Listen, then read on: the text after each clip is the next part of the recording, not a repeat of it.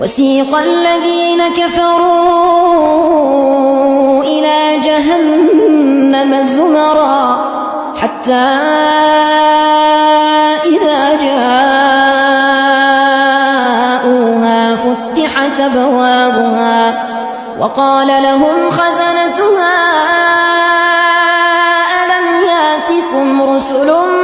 منكم يتلون عليكم آيات ربكم وينذرونكم لقاء يومكم هذا قالوا بلى ولكن حقت كلمة العذاب على الكافرين قيل ادخلوا